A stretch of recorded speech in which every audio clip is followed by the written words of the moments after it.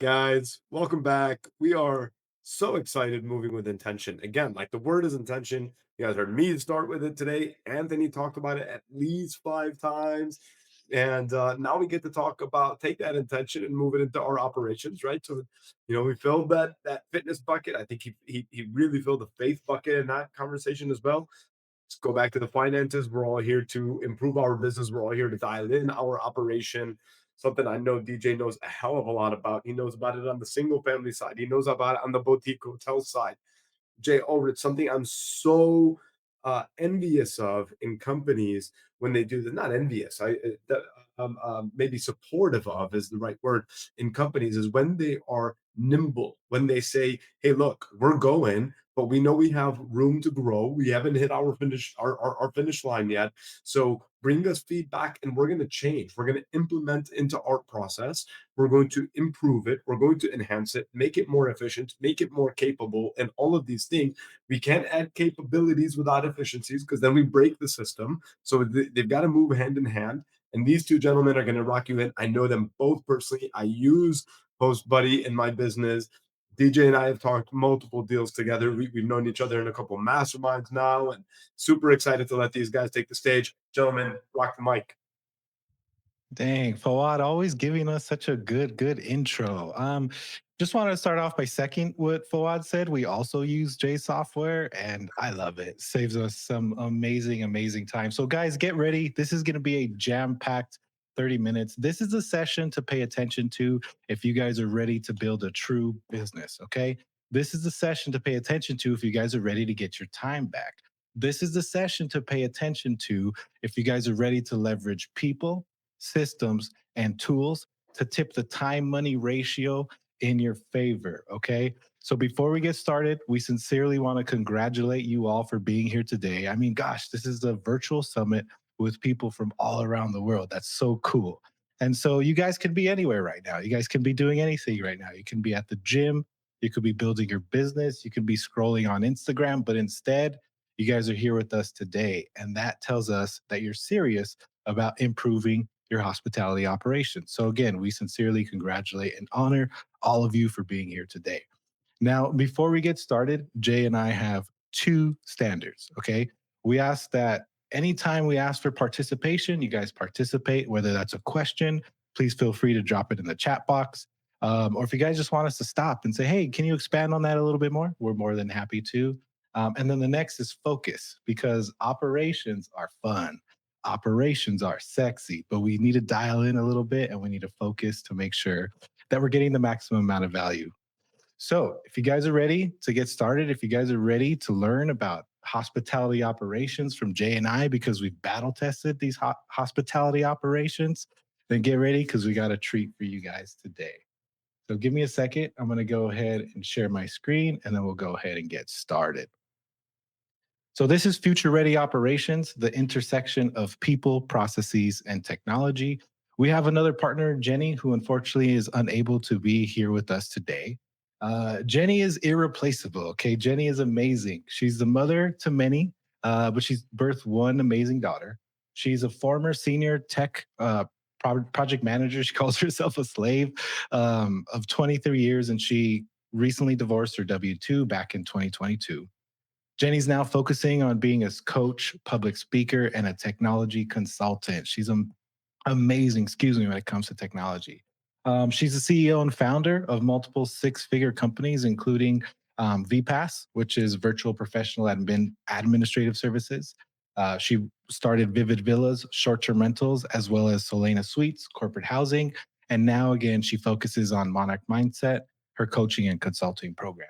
One of Jenny's favorite quotes is, "You must never be fearful about what you are doing when it is right." I love that. And that's by the amazing Rosa Parks. So my name is David Fornelli. It's 1:53. So good afternoon to everybody who's on the West Coast. I simply go by DJ because there's a lot of Davids in the world. The most important thing for me is I'm a father and I'm a husband. I'm a father to two beautiful, amazing girls who kick my butt every day. I don't come from the traditional real estate world. I was actually a California desert archaeologist before entering into real estate. So I don't know if you guys have ever met an archaeologist turned real estate investor, but that's me right here. I founded multiple six and seven figure companies along with my wife, Amanda, my amazing and beautiful wife there. Her and I have been investing in real estate, primarily hospitality, since 2019. Since then, we've transacted over $27 million worth of real estate. And what that has taught us is truly how to harness the power of systems to build our life by design. My wife and I are just like you guys in that we work in our business and on our business. And a couple of years ago, we decided we want to have a family. But we had a decision to make because both my wife and I work in the business, right? We work on the business. We wanted to keep growing, we wanted to keep scaling. So, how do we do that without us? The result of that was putting in systems and processes so we can continue to grow our business and raise our beautiful children. Now I'm focused on public speaking and educating through the Systems Academy. We help real estate investors systematize their business. One of my favorite quotes ever is by the amazing Les Brown. He says, "There are no secrets to success, only systems to success." And so that's something that I really love to live by. So go ahead, Jay, kicking it over to you, my brother.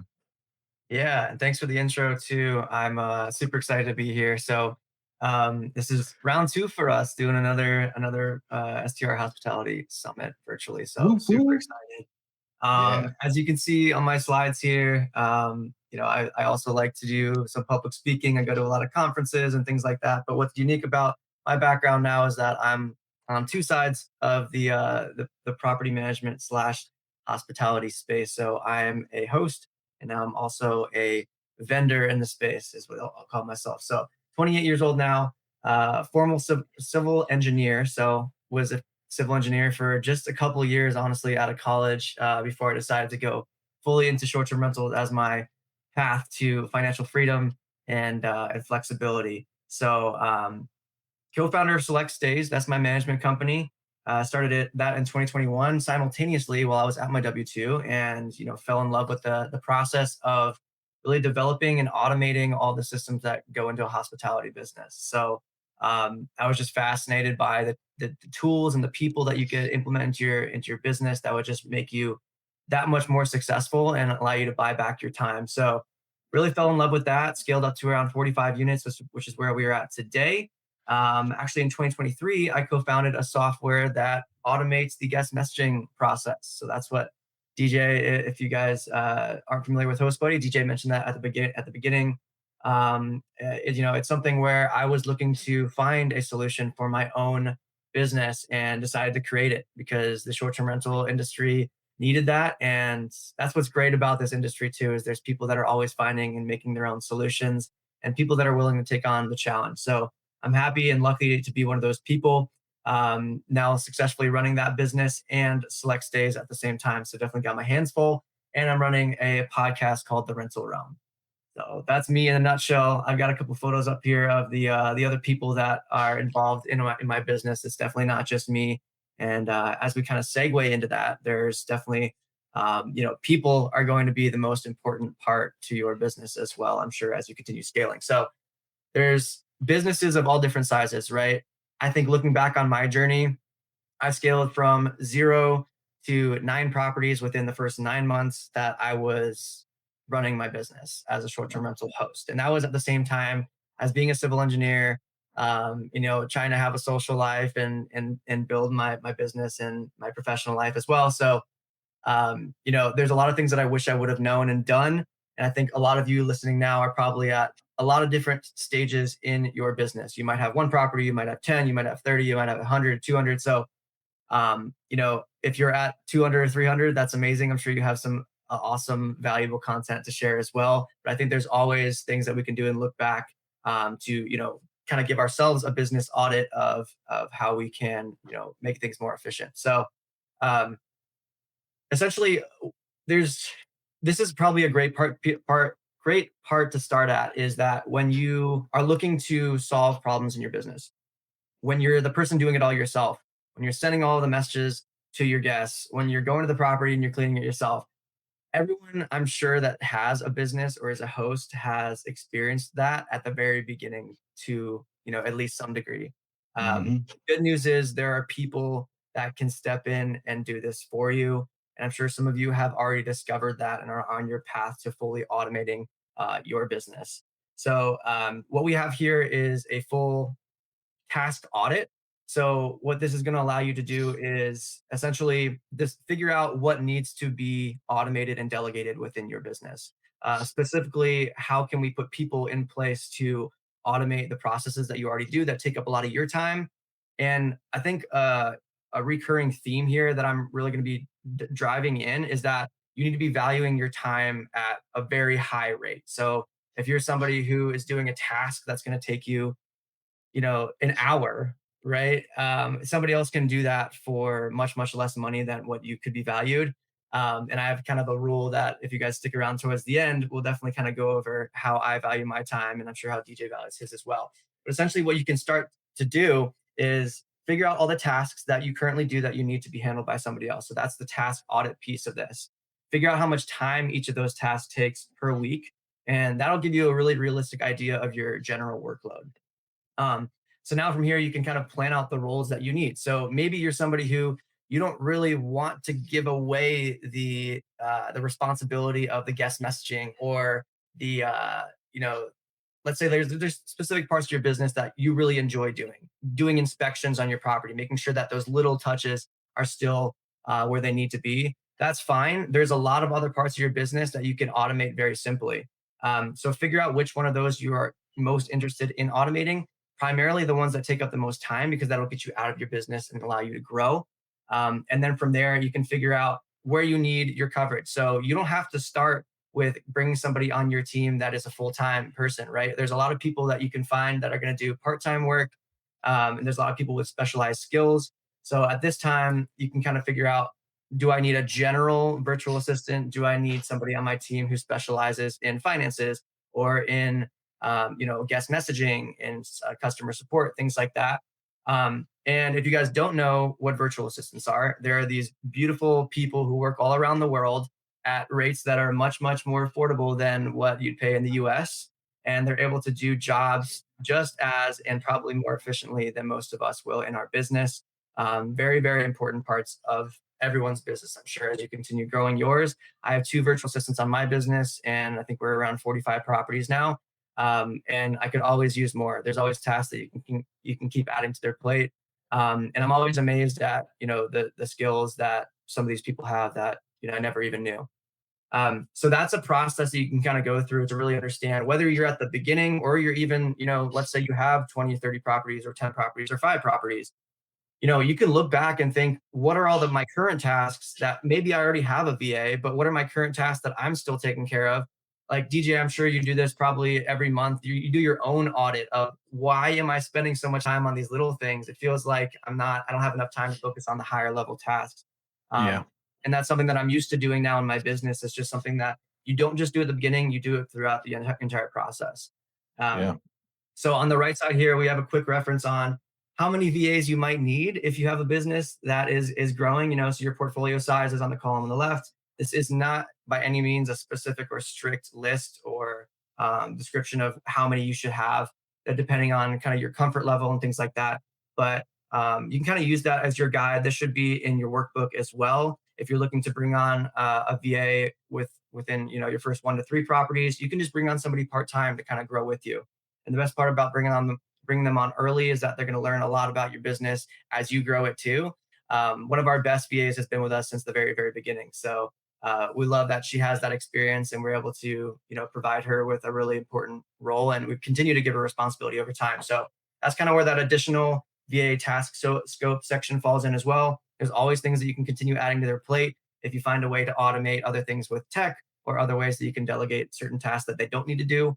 It's always good to have certain things that you can kind of fill up their plate with. So social media, guest experience, partner relations, things like that can always be added to their list.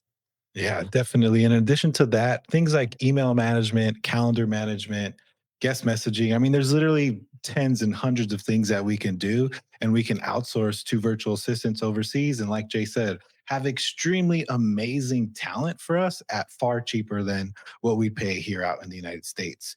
The way that I like to do my task audits, Jay, you're absolutely right. I do them regularly, is simple Google spreadsheet. So I'll just bust out a spreadsheet. I have a list of all the tasks that I need to do.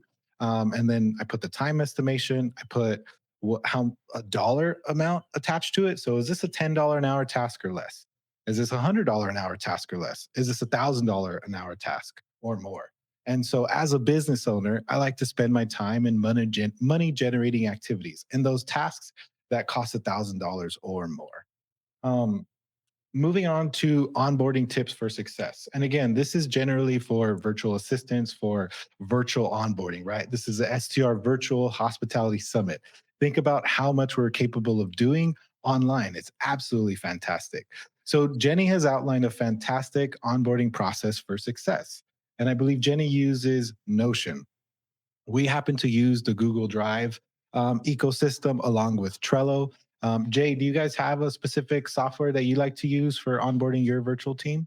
Notion is what we use now too, but I didn't start using that until like June of this year after the first hospitality summit. So I learned a lot from that.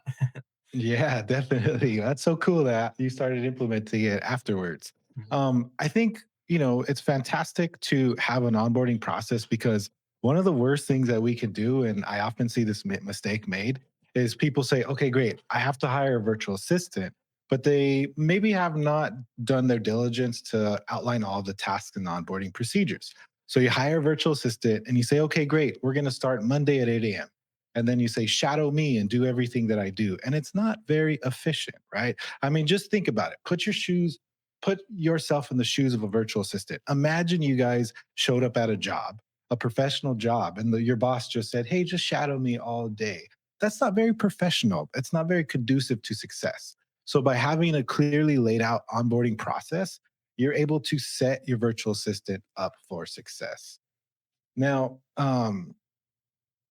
the most one of the key things in good onboarding kind of goes in hand with what I'm about to say next is remember, guys, our virtual assistant teams are people.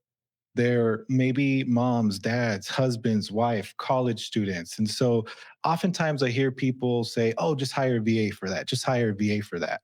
And I just want to encourage everybody to treat them like people. I'll share a quick story before we move on to processes. So, our main virtual assistant is located in the Philippines. She's amazing. And so, much like Jay, we've had her for a few years now. And so, we've built a lot of trust with this person. Um, Amazingly, she was able to buy her family's very first home. She's the first homeowner in her family ever. And so she just bought her family's first home up high on a hill and she bought a car. Well, unfortunately, a super typhoon just went through her neighborhood and the house that she used to live in was flooded to the very top and everything was destroyed. So, because she's able to work with us in a US based company, a company where we treat it like a true business, now she's able to take care of her families in ways that her family's never been able to do before. So when you guys are hiring virtual assistants, remember onboarding them for success is key because I truly believe business is more about people than it is about profit. And when we take care of the people that we work with and we could get them on board and we can bring them on the mission and get a little personal with them, then I think it just sets us up for success. So, how do you onboard? How do you start to build processes? Maybe you guys are thinking, well, you know what? I need to hire a virtual assistant too. Maybe you guys might feel like an octopus on a roller skates where you're juggling a lot of different tasks and you're a little bit unsure of where to go in your business next. Well, this is where processes come in. I always like to say the journey of 1,000 miles begins with a single step. And so the journey of a beautiful laid out SOP directory with all kinds of repeatable processes begins with a single step. I really, really, really believe it starts with getting organized. I mean, business is a giant organization, right? So we have to take a macro idea and break them into micro concepts. And I think this is where departments really come in. So, how you guys label your departments is completely up to you. These are sample departments for something like a flip company, but in something like a hospitality company, your departments can be owner operations, guest operations, property operations, finance, acquisitions, dispositions, whatever it might be. The important thing is just to outline your departments, right? Because then we know which primary responsibilities are associated with that department. We know which department, who's the department lead. So this helps us build accountability. And at the very beginning, it may be you who's in charge of all of these departments. I know I was for a long time, but as you start to grow and scale, by first outlining your departments, you can then identify where you need help in, just like Jay was saying with building your processes.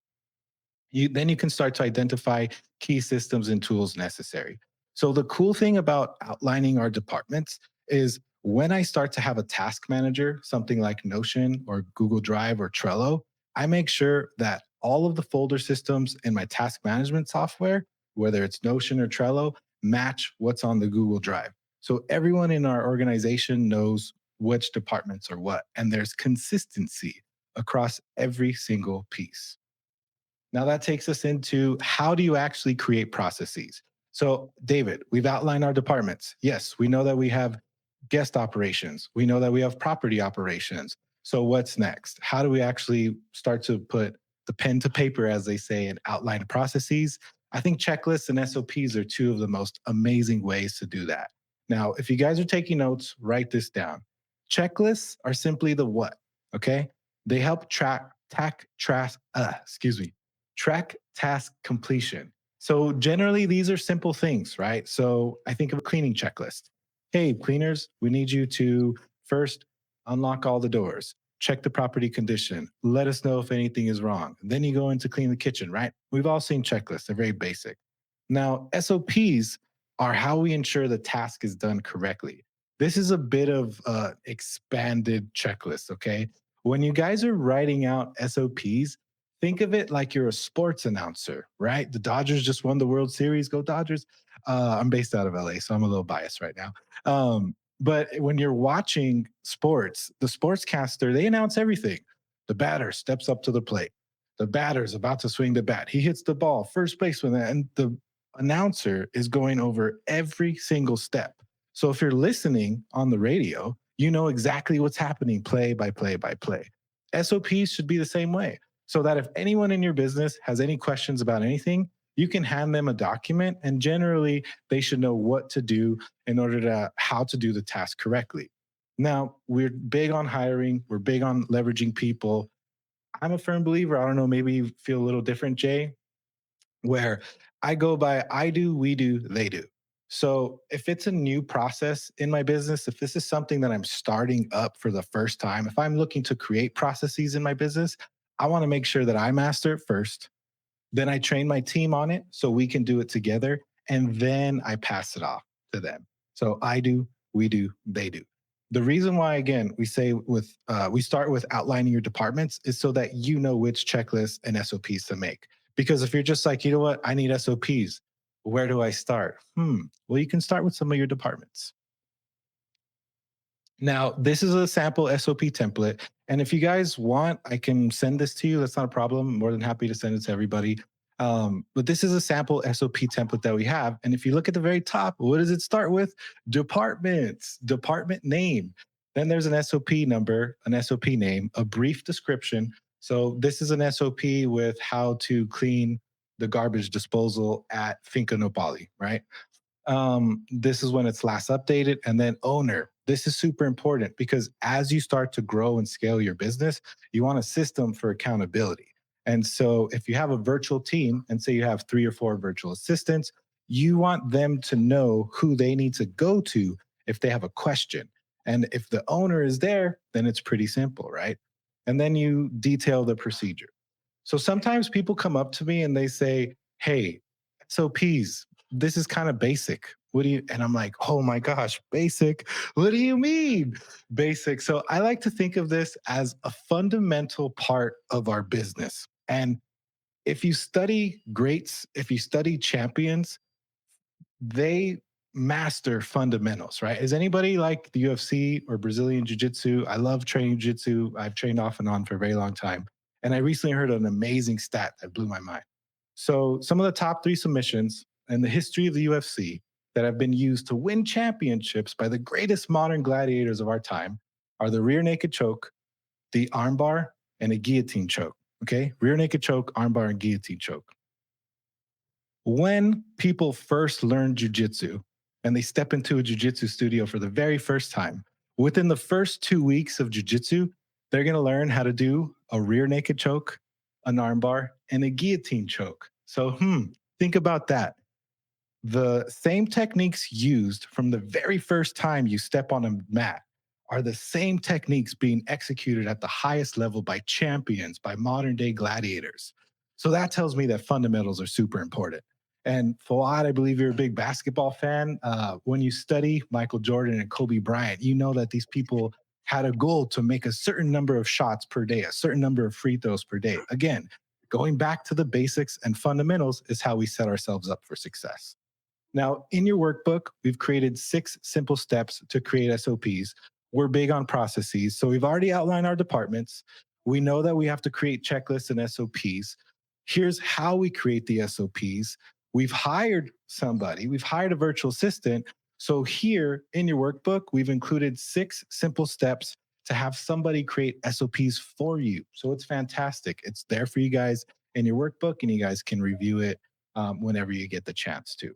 So, lastly, once you have all of your processes laid out, you can start to put it together in a master SOP directory. And you can see here the department that we've outlined for this SOP directory is finance. For you guys, maybe it's property operations, maybe it's guest operations. And you can see all of our SOPs live here. And you can see at the bottom, this is again outlined by each department, because we firmly believe that it starts with defining your departments so that you can be organized to know what you need to outsource and who you're outsourcing that to. Now, the next phase of leveraging people, processes, and tools is technology. And for that, I'm going to kick it over to our local tech expert, Jay, to talk about technology. Thanks, DJ. Yeah, I know we're running pretty low on time here. So yeah, Fawad, let me know if we need to wrap up here. I'll try to run through this pretty quick though, if we have a couple minutes. Is that all right? Sure. We got about 5. All right, All right. awesome.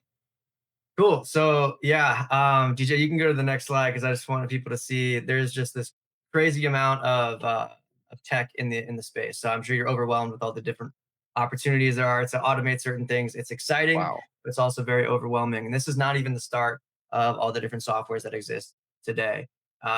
So when you're looking at things to automate in your business, so what we call delegation is when you can give it to somebody else who's a person, and then automating is what we're calling having a system or a technology do it. So there's a lot of different categories of where these different tasks that you do in your business can sit in. And there's a way for you to kind of identify where you sit within your business for as far as like the opportunity for you to automate some of your current tasks that you do. So right here, this is also in your workbook. I think there's just 9 simple tasks that are some of the bigger ones that you can run through and check off. Just put a tick mark on if you do it yourself, if you've delegated it, or if you've automated it. And then there's a scoring guide on the right side. So if you're fully automated, that means that you have a lot of tick marks on the far right side. You've automated almost all the processes in your business. It's very, very hard to do, but a lot of the most successful and most quickly scaling property managers and hosts that I've seen have a lot of tick marks in that far right column. So not that you always need to be aiming for that far right column, because you need to scale under control and make sure that you're not losing the quality. But this is an opportunity for you to kind of take a look at your business and figure out what things you can specifically automate. And I think in general, it's a misconception a lot of times that you can't automate certain things in your business. For a long time, it was you can't automate guest messaging. Somebody has to be in charge of that. But now we have HostBuddy AI. We have other tools that are integrated into a lot of systems that are fully automating that process. And you'd be surprised at the amount of things that tech can do for you today if you're not keeping up with the way that the industry is developing. So in the very last, excuse me, the very last slide, I have some, let's see. Yeah, just skip to the very last slide there. I have some general tips. So what I do and what I found is very successful for me finding the best tools are tapping into communities. Communities like this, going to webinars, going to conferences, finding out what problems are being solved by the best tech in the industry, how are people doing it, and that's how you're going to find the best problem solvers in the communities that are going to give you the best tips. Start with your pain point and figure out what you need to actually solve, right? Check your integration capability, okay? Because sometimes you start with a system that just doesn't work for anything else. Nothing can plug into it. So you want to make sure that you're starting with something that has the ability to integrate into a lot of other systems, because there's so many great things that you can plug in nowadays. And then lastly, we have, try to trial what you're using as far as your tech before you commit. when you're implementing new tech, it's a big commitment. Like a PMS takes weeks to onboard. So make sure that you're talking to other people and understand the commitment up front. You're really testing it and making sure it works best for your business. And they're also you're asking questions to the people who've created this technology to make sure it fits your business. Is it going to integrate well into your teams? Is it going to do everything that you need to? Is it a growing business that's going to feed what you need in the future as well? And then also just watch for general red flags. No free trials or demos. Not good reviews. People are saying, "Oh, it kind of works sometimes." Like, really talk to these people in these communities and groups and figure out what's working well. I know it's really hard to put all of this people, processes, and tech into one presentation here. So I appreciate you guys sticking through it. And I'm sure that we'll have an opportunity in the future to share more. But yeah, thank you, Fuad and DJ as well for Well, I think all of that is fantastic. A couple of things I'd like to kind of close that with. It's funny, you guys are sitting here talking about onboarding VAs, and as you're doing that, my screen is off and I'm muted and I'm firing a VA. And it's super ironic. And I hated that, by the way. But I want to tell you guys the story, and I think it's really important to understand something is, and we talked a little bit about this with Anthony yesterday. Anthony Lombardos came in and he talked about culture and creating the core values and constantly performance measurements have to be around your core values, right? You can train anybody to do anything, but do they fit? Are they a good fit for the company? And so this gentleman is somebody who's been with me for 3 years and is really, really hard, very difficult decision, especially for me. I'm very loyal and I love people. And I really hate the fact that we negatively impact somebody's life by making that decision. But I also have to remember always that we don't make those decisions, they make them. We just have to break the news to them, right? And so as our company has grown, I hired him when we had 11 properties. We're at 96. It's a different animal. We didn't have Host Buddy. Now we have Host Buddy. We didn't have Price Labs. Now we have Price Labs. We didn't have Owner Res. Now we have Owner Res. We had 2 markets. Now we have 6 markets. The company has evolved. The company has changed. And what's important is also keeping your people, not just because they fit you in the past, but they've got to grow with you today. If you outgrow your people, certainly if they outgrew you, you would know because they'd find something else for themselves. Well, when you outgrow them, I think it's important. And the message I left with my colleague was, this is not goodbye. I'm not letting you go. I'm going to find a fit for you. I know enough people that operate in the industry, and I think he's a good performer at the right company. It's just no longer ours. And so I think everything that we talked about today is so valuable and important. Take it, reconcile it with where you are today. Where are you going to be in a year? Where are you going to be in 2 years? And make sure that you're loyal to the company, not to the individual. I think that's really important. And I do want to throw one more shout out to Host Buddy here because we have used them now. We used them. We stopped using them. We stopped using them because of an integration issue when we pulled off of PMSs and went back to Airbnb. You guys weren't integrating that way.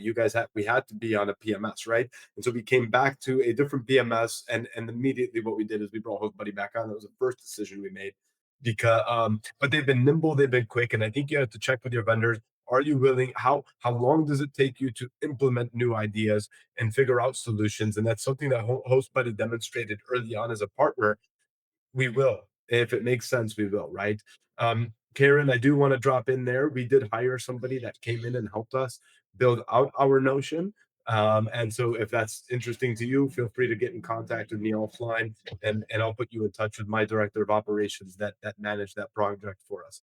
Gentlemen, appreciate you guys so much. I'd love to open it up to questions, but we are running behind and I love you guys. I have so much respect for the value you guys add to the industry. Appreciate you very much. Everybody, can we throw these guys a huge round of applause? A thank you. They took extra time with us, and hopefully you guys found a bunch of value. Let's go.